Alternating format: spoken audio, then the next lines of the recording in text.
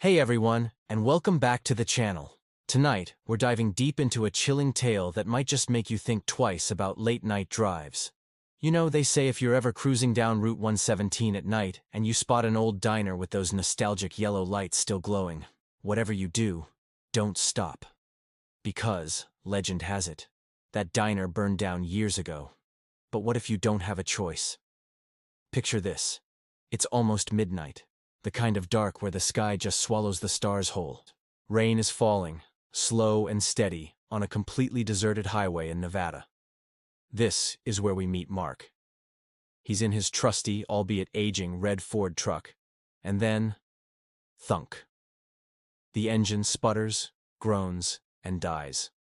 Mark hits the steering wheel, a frustrated sigh escaping his lips.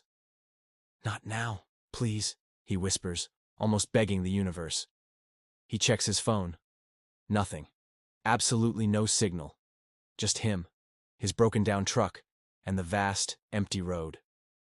He climbs out, boots splashing in the cold puddles that are quickly forming. He lifts the hood, hoping against hope for a simple fix. He stares into the engine, but everything looks fine, yet the truck won't start. He's stranded.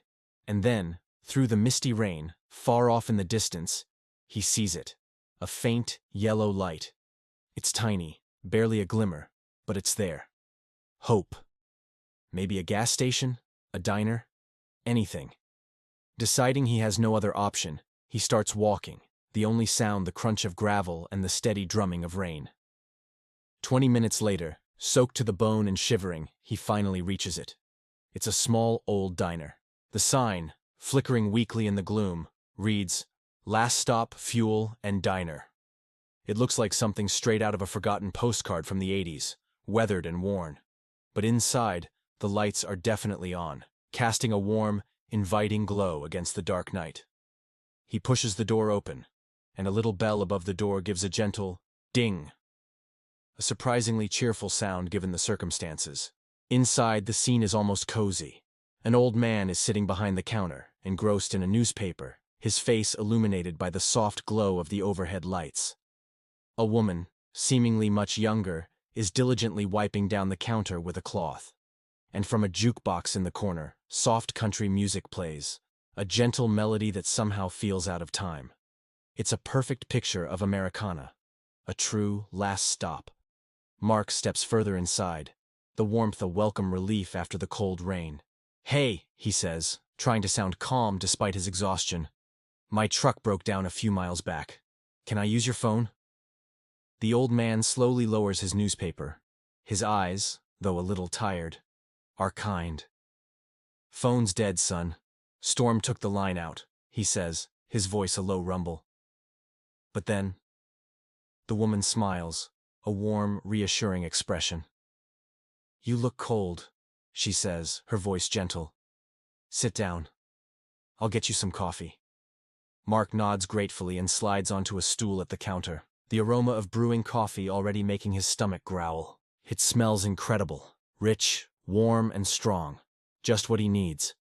As she pours him a steaming mug, the woman speaks softly, almost to herself. "Not many people drive this way at night," she muses. "Bad things happen on this road." Mark manages a tired, slightly sarcastic laugh.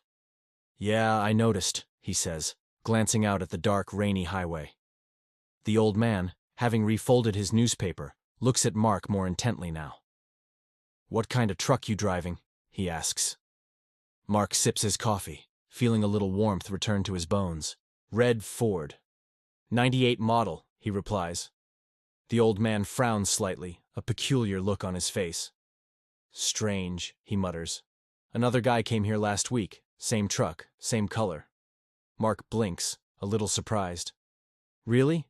Maybe a delivery driver like me?" he suggests, trying to make sense of the coincidence. But then, the woman freezes. She stops cleaning, her hands absolutely still on the counter. Her eyes, usually so kind, are now wide with a hint of something Mark can't quite place. "He didn't make it far," she whispers, her voice barely audible, a chilling undertone to her words. Mark looks from one to the other, a knot of unease tightening in his stomach.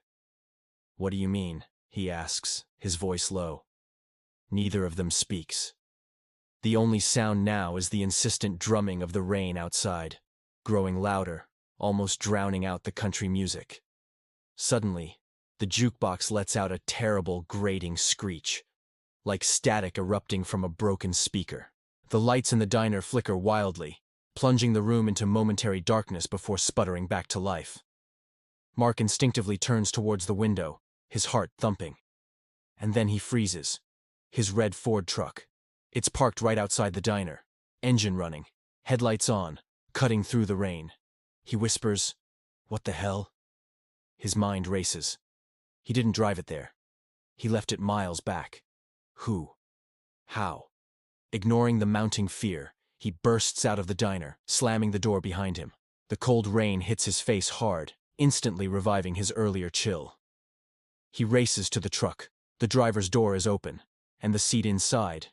It's soaked, covered in muddy footprints, and the key in the ignition. It's not his key. His heart pounds a frantic rhythm against his ribs. Before he can even process this impossible sight, a sudden gust of wind slams the driver's door shut. And then, just as quickly, the lights of the diner flicker one last time and go out completely. Panic seizes Mark. He spins around, desperate to get back inside, to find the old man and the woman, to demand answers. He stumbles through the rain, pushes open the diner door, and rushes back in. But when he steps inside, it's completely different. The comforting warmth is gone, replaced by a suffocating chill. The air smells of dust and smoke, thick and cloying. The tables are shattered, overturned. The walls are scorched black, as if a fire had raged through here long ago. The jukebox, which was just playing soft country music, is now a melted, twisted wreck of wires and metal. "Hello?" he calls out, his voice a frantic whisper, echoing in the sudden silence. No answer. His eyes dart around the ruined room. And then he sees him, the old man, still sitting in the same chair behind the counter. But now, he's undeniably dead. His skin is a ghastly gray, his eyes hollow and empty, staring into nothing. Mark stumbles backward in horror, a gasp catching in his throat. And then, the woman's voice comes from behind him, chilling him to the bone. "You shouldn't have come back, Mark." He spins around, his breath catching. She's standing there, in the same spot she was just moments ago. But her face, it's half burned, a grotesque scar twisting her features. Her eyes are utterly black, devoid of any humanity. "What do you mean?" he shouts, his voice cracking with terror. "I just got here." She shakes her head slowly, a chilling, pitying look on her disfigured face. "You come every night, Mark. Every time the rain falls, you die here again and again." Overwhelmed by a primal fear, Mark turns and bolts for the door, desperate to escape this nightmare. He throws open the door and rushes outside. But when he steps out, the road is gone. The familiar highway, the broken-down truck, all of it is replaced by an impenetrable black mist swirling around him. He's surrounded. The diner sign, hanging above the door, flickers one last time, and it doesn't say, "Last Stop Diner" anymore. The flickering yellow letters now read, "Welcome back, Mark." Thunder rolls, a deafening crack that seems to tear the sky apart. The rain, which moments ago was cold water, transforms into thick, choking smoke.